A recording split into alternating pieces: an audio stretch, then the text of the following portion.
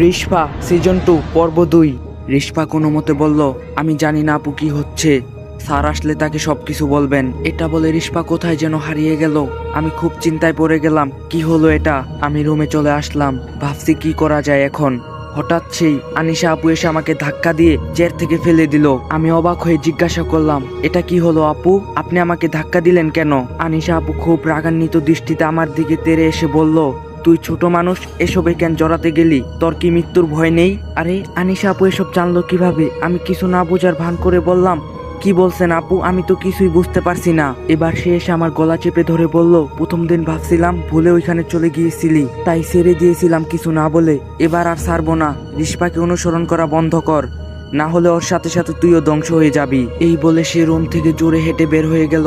আমি যেন আকাশ থেকে পড়লাম। আনিশা আপু এসব জানলো কিভাবে, কিছুই মাথায় ঢুকছে না। এর মাঝে আমার ফোন বেজে উঠলো। দেখলাম গালিব স্যার কল করেছে। আমি নিজেকে সামলে নিয়ে ফোন রিসিভ করে বললাম, স্যার আপনি কোথায়? আর কতক্ষণ লাগবে আসতে? আমি তো তোমাদের হোস্টেলের বাইরে দাঁড়িয়ে আছি, আপনি বাইরে এসে দেখা করবেন নাকি আমি বোরকা পরে ভিতরে আসবো? আমি একটা হাসি দিয়ে বললাম, আমি আসছি স্যার, একটু অপেক্ষা করেন।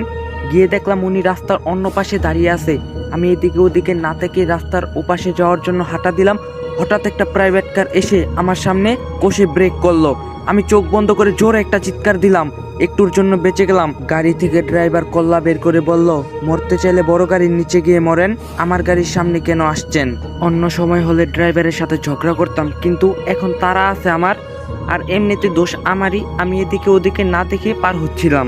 আমি গিয়ে স্যারকে সালাম দিলে তিনি উত্তর দিয়ে বললেন, রিশপা কোথায়? তারপর আমি তাকে সবকিছু খুলে বললাম।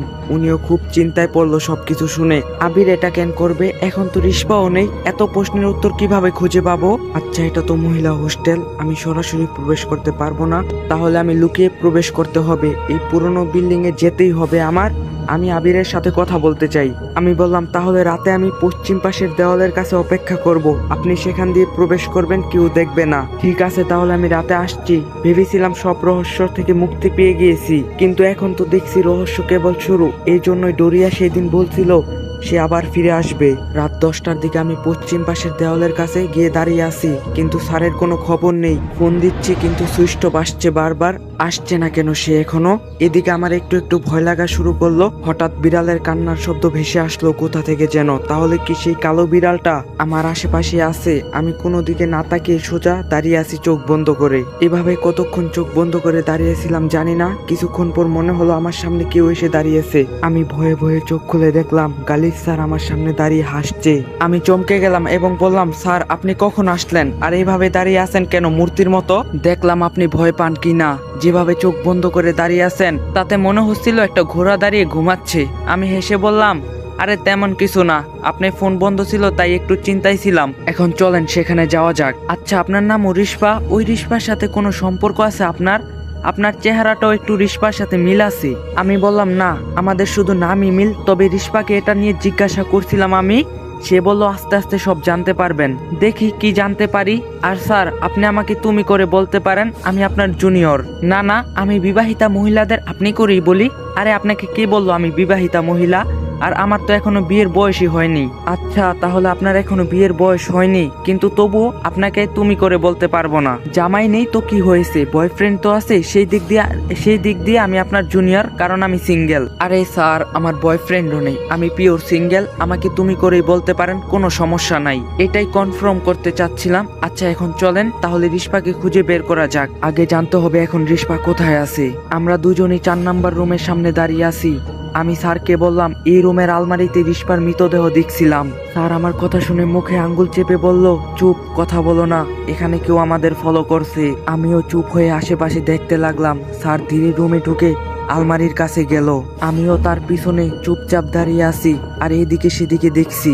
আমারও কেন যেন মনে হচ্ছে এখানে আমরা দুজন ছাড়াও অন্য কেউ আছে। স্যার আলমারির কপাটটা ধরে জোরে টান দিল। এবার দেখলো সেখানে কিছু ছিল না। আরে রিশপার মৃতদেহ তো এখানেই দেখছিলাম আমি। স্যার আমার দিকে তাকিয়ে চোখের ইশারায় বলল, কোথায়? হঠাৎ করে রুমের দরজার দিক দিয়ে কেউ দৌড়ে চলে গেল। আমরা দুজন সাথে সাথে রুম থেকে বের হয়ে দেখলাম কেউ নেই। আমি বললাম, স্যার এই জায়গাটা এখনই আমাদের ত্যাগ করা উচিত, এখানে ভালো কিছু হচ্ছে না। স্যার ফিস ফিস করে বলল, সে চায় আমরা এই জায়গাটা ত্যাগ করি, আর আমি জানি এই জায়গাটায় রিশপার খোঁজ পাবো আমরা, তাই এখানে আমাদের আরো কিছু খুঁজতে হবে, ভয় পেও না, আমি থাকতে তোমার কোনো ভয় নেই। আমি ফিক করে হেসে দিয়ে বললাম, রিশপা ঠিকই বলছিল আপনার ব্যাপারে, আপনি সিরিয়াস মুহূর্তে মজা করেন। হঠাৎ দেখলাম আমাদের ঠিক সামনে দিয়ে কালো কালো বিড়ালটা 4 নাম্বার রুম থেকে বের হয়ে দৌড়ে চলে গেল। এরপরে স্যার আমার মাথা ধরে নিচু করে দিল, একটা ইটের টুকরো আমার মাথার উপর দিয়ে চলে গেল।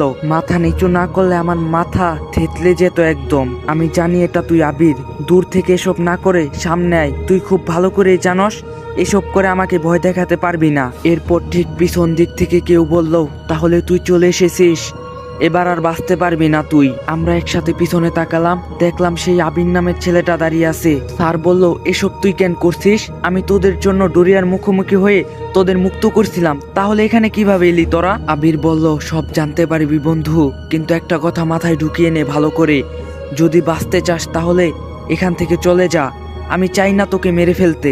স্যার হাসতে হাসতে বলল, তুই আমাকে মারবি?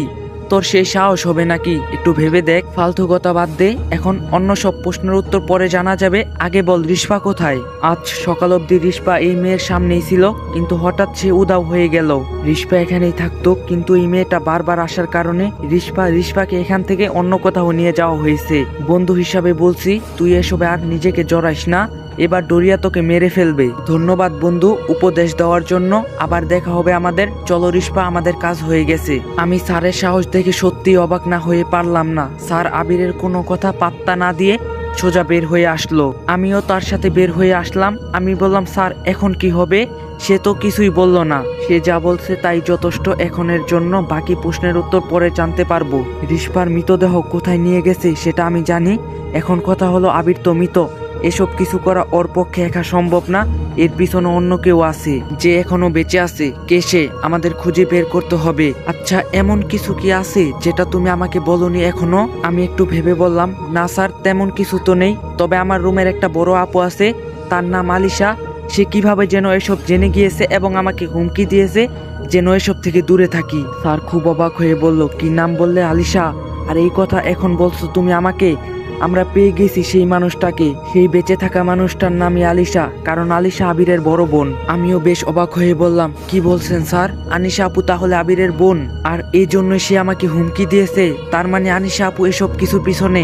সব কিছুর পিছনে বললে ভুল হবে, আনিশা আপু এই রহস্যর একটা অংশ মাত্র, সবকিছুর পিছনে আছে ডোরিয়া। এখন তুমি হোস্টেলে ফিরে যাবে, তারপর আনিশা আপুর সামনে এমন ভাবে কথা বলবে যেন আমরা জেনে গিয়েছি রিশপা এখন কোথায় আছে। তাকে তুমি হোস্টেলের বাইরে আসতে বাধ্য করবে, তাহলে রিশপাকে আমাদের কষ্ট করে খুঁজে বের করতে হবে না। আনিশা আপুই নিয়ে যাবে আমাদেরকে রিশপার কাছে। আমি বললাম, ঠিক আছে, আমি যাচ্ছি। আপনি এখন কি করবেন? বাসায় চলে যাবেন নাকি? না, আমি দেওয়াল টপকে বাইরে গিয়ে অপেক্ষা করব। আনিশা আপু তোমার কথায় ফাঁদে পড়লেই বের হব, আমাদের তাকে অনুসরণ করতে হবে। আর এমনি তো আমি বাসায় বন্দি হয়ে বেশিক্ষণ থাকতে পারি না, বাহিরের জগৎটা আমার ভালো লাগে, কারণ আমার মামা বলেছিল থাকবো নাকো বন্ধ করে, দেখবো এবার জগৎটাকে কেমন ঘুরছে মানুষ, যুগান্তরের ঘূর্ণি পাকে। আমি হাসতে হাসতে বললাম, এটা আপনার মামা বলেনি, কাজী নজরুল ইসলাম বলেছেন। আমার মা ওনাকে ভাই মানে, সেই হিসাবে তো উনি আমার মামাই হন। এটা শুনে আমি তো প্রায় হাসতে হাসতে গড়াগড়ি খাওয়ার অবস্থা। স্যার, আপনার না একটা অদ্ভুত ক্ষমতা আছে মানুষ হাসানোর, যা সবাই পারে না। এটা বলে চলে আসলাম হোস্টেলে। স্যার দেওয়াল টপকে চলে গেল। নিজেকে খুব শান্ত করে রুমে ঢুকলাম, দেখলাম দুই বড় আপু বই পড়ছে, আর আনিশা আপু জানালার কাছে দাঁড়িয়ে এক পলকে কি যেন দেখছে। উনি খেয়াল করেনি আমি রুমে এসেছি। আমি ওয়াশরুমে গিয়ে মুখে পানি দিয়ে আয়নার দিকে তাকিয়ে ভাবতে লাগলাম কিভাবে আনিশা আপুকে ভরকে দেওয়া যায়। ওয়াশরুম হলো ভাবনা চিন্তা করার সবচেয়ে পারফেক্ট জায়গা, বড় বড় সমস্যার সমাধান ওয়াশরুমে বসেই পাওয়া যায়। হঠাৎ ওয়াশরুমের লাইটটা নিভে গেল, ভাবলাম হয়তো কারেন্ট চলে গিয়েছে, তাই বেরিয়ে আসার জন্য দরজা টান দিলাম, কিন্তু খুলছে না। সেটা মনে হচ্ছে কেউ বাইরে থেকে লক করে দিয়ে রেখেছে। আমি জোরে জোরে দরজায় বাড়ি দিলাম কয়েকবার, কিন্তু কারো কোনো সারা শব্দ নেই। আমি অনুভব করলাম আমার পিছনে কেউ নিঃশ্বাস ফেলছে, যেমনটা মানুষ কাজ করে ক্লান্ত হলে করে। আমি পিছনে তাকানোর সাহস করলাম না। কয়েকবার দরজা বাড়ি দিয়ে চিৎকার করে ডাকলাম, আপু কেউ দরজাটা খোলেন। কারো কোনো সারা শব্দ না পেয়ে হাত মুষ্টিবদ্ধ করে পিছনের দিকে জোরে চালিয়ে দিলাম। কি, এখানে তো কেউ নেই। হঠাৎ একটা শক্তিশালী হাত আমার ঘাড়ে চেপে ধরে ফেললো। আমি এদিকে ওদিকে তাকাতে পারছিলাম না, নিজের হাত দিয়ে ছাড়ানোর চেষ্টা করে ব্যর্থ হলাম। হাত দিয়ে স্পর্শ করে বুঝতে পারলাম একটা লোমশ খসখসে হাত। সামনেই পানির বালতি ছিল, সে আমার মাথাটা পানির বালতিতে চেপে ধরলো। এরপর আপনি পানির কল চালু হয়ে গেল। বালতি ধীরে ধীরে পানিতে ভরপুর হতে লাগলো। এক পর্যায়ে আমার নাক মুখ ডুবে গেল। আমি নিঃশ্বাস নিতে পারছিলাম না। তখন আমার কান পানির বাইরে ছিল। আমি শুনতে পেলাম সে বলছে, তোকে কয়েকবার সতর্ক করার পরও তুই এসবে নিজেকে জড়িয়ে নিচ্ছিস। এইটাই তোর জন্য শেষ সতর্ক বার্তা। এর পরের বার তোকে পেলে টুকরো টুকরো করে ফেলবো। এরপর সে আমার ঘাড় ছেড়ে দিল। আমি পানি থেকে মুখ বের করে প্রাণ ভরে নিঃশ্বাস নিতে লাগলাম। আরেকটু হলে আমি মারা যেতাম। প্রায় 5 মিনিট পর নিজেকে শান্ত করে ওয়াশরুম থেকে বের হলাম। দেখলাম যে যার মতো বই পড়ছে, আর আনিশা আপু এখনো জানলা দিয়ে বাইরে তাকিয়ে আছে। মানে এতক্ষণ যা কিছু হলো তার ব্যাপারে তারা কোনো টেরই পায়নি। আমি ঠিক করলাম এসব থেকে নিজেকে গুটিয়ে নেব। শুধু শুধু অন্য কারোর জন্য নিজের জীবন দিব কেন? আমি হয়েছে, সব ভুলে যাব। এবার মরতে মরতে বেঁচে গেলাম, পরের বার আমাকে মেরে ফেলবে, কিন্তু শেষ একটা সাহায্য করেই দিই। আনিশা আপুকে একটু ভরকিয়ে দেওয়া যাক, বাকিটা গালিব স্যার সামলে নিবে। আমি শুধু শুধু ফোনটা কানে দিলাম, বললাম হ্যাঁ স্যার বলেন। তারপর একটু চুপ করে থেকে বললাম, তাই নাকি? আপনি জেনে গিয়েছেন রিশপা কোথায় আছে? ঠিক আছে স্যার, আমি এখনই আসছি। আর চোখে তাকিয়ে দেখলাম জানালার কাছে আনিশা আপু রাগান্বিত দৃষ্টিতে আমার দিকে তাকিয়ে আছে। সে পারছেন আমাকে চিবিয়ে খেয়ে নিতে। আমি তাড়াতাড়ি করে হোস্টেল থেকে বের হলাম। দেখলাম স্যার সেখানে গাছের কোনায় দাঁড়িয়ে অপেক্ষা করছে। আমাকে দেখে এগিয়ে আসতে লাগলো এবং বলল, তুমি কি তাকে ভরকে দিতে পেরেছো? হ্যাঁ, হয়তো কিছুক্ষণের মধ্যে উনি বের হবেন হোস্টেল থেকে। আরেকটা কথা, আমি আর এসবের ভিতর নেই। এখন যা করার আপনিই করবেন। আমাকে একটু আগে প্রায় মেরে ফেলছিল কেউ। আমি এমন কারোর জন্য নিজের জীবন কেন দিব যাকে আমি চিনি না? আর আপনার মতো সাহসও আমার নেই। তাই এখন আমি এসব থেকে নিজেকে সরিয়ে নিচ্ছি। মাফ করবেন স্যার আমাকে। এই বলে চলে আসছিলাম, তখন স্যার পিছন থেকে ডাক দিয়ে বলল, রিশপা তোমার অপরিচিত কেউ নয়। আমি থমকে দাঁড়ালাম। তারপর স্যারের কাছে গিয়ে বললাম, কি বলেন? আপনি বলতে চাচ্ছেন রিশপা আমার আপন কেউ? হ্যাঁ এটাই। একটু আগে রিশপা এসেছিল এখানে। তাকে যেখানে রাখা হয়েছে সেখান থেকে আসা খুব কঠিন। অল্প কিছু সময়ের জন্য রিশপা ডোরিয়ার চোখের আড়াল থেকে আসতে পেরেছে। এসে আমার সাথে কথা বলছে। সে আমার একটা টপ সিক্রেট বলে গিয়েছে তোমার আর রিশপার সম্পর্কের ব্যাপারে। আপাতত এতটুকুই জেনে রাখো, তোমার সাথে শুধু নামের মিলের কারণেই রিশপা তোমার কাছে সাহায্য চাইনি। আমি বললাম, আপনি মিথ্যা বলছেন এসব আমাকে আপনার সাথে আসার জন্য। রিশপার সাথে আমার কোনো সম্পর্ক থাকতে পারে না, তাকে আমি কখনো দেখিও নি। সব প্রশ্নের উত্তর জানতে পারবে এই যে আনিশা আপু বের হয়েছে। আমাদের তাকে ধরতে হবে, তার থেকে সব কিছু প্রশ্নের উত্তর খুঁজতে হবে। চলো আমার সাথে। আমি জানার জন্য কৌতূহল নিয়ে স্যারের সাথে গেলাম। তবে স্যার যদি আমাকে নিয়ে যাওয়ার জন্য মিথ্যা বলে এসব, তাহলে তার খবর আছে। আমি আনিশা আপুকে অনুসরণ করতে লাগলাম চুপি চুপি। উনি অনেক দ্রুত হাঁটছে, মনে হচ্ছে যেন কারোর সাথে খুব তাড়াতাড়ি দেখা করতে হবে তার। শহর থেকে অনেকটা দূরে চলে আসলাম তাকে অনুসরণ করতে করতে। তিনি রাস্তা থেকে নেমে একটা সরু পথ দিয়ে এগিয়ে গেল। এদিকটা অনেক শুনশান, নীরবতা ঘেরা, কোনো মানুষজন নেই। গালিব স্যার বলল, আনিশা আপুকে আটকানোর এটাই পারফেক্ট সময়। এই বলে আনিশা আপু বলে ডাক দিলাম পিছন থেকে। আনিশা আপু চমকে গিয়ে পিছনে তাকিয়ে দেখলো আমরা দাঁড়িয়ে আছি।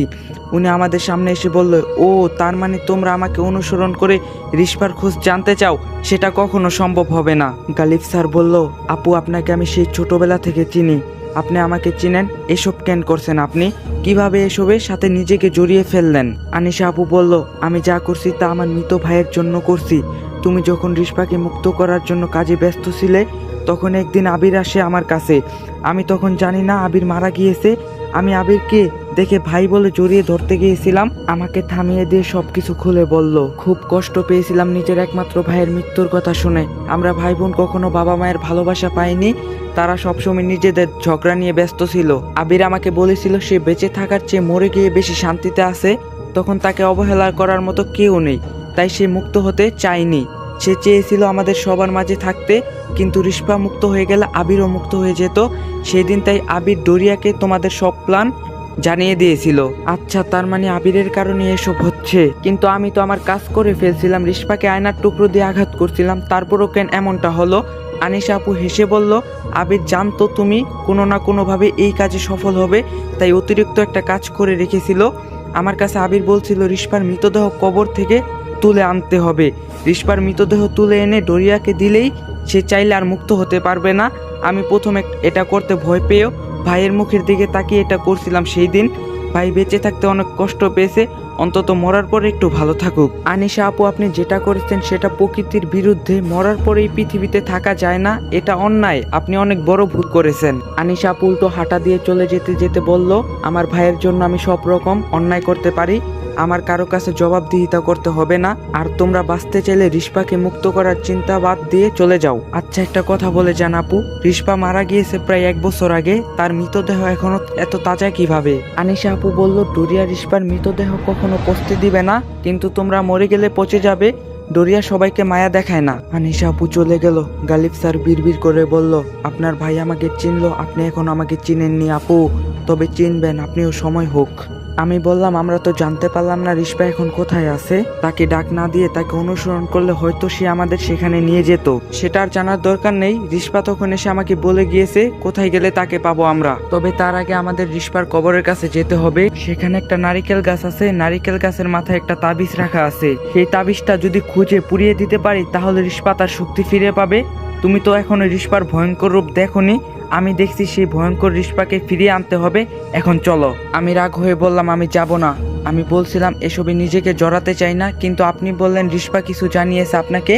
আমাকে এই মুহূর্তেই বলেন রিস্পার সাথে আমার সম্পর্ক কি?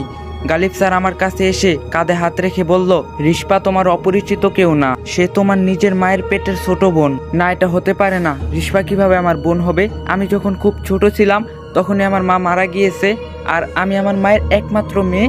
আপনি আমার সাথে মিথ্যা কথা বলছেন। দেখো, আমি জীবনও কখনো মিথ্যা কথা বলিনি, শুধু মাঝে মাঝে সত্য গোপন করছি।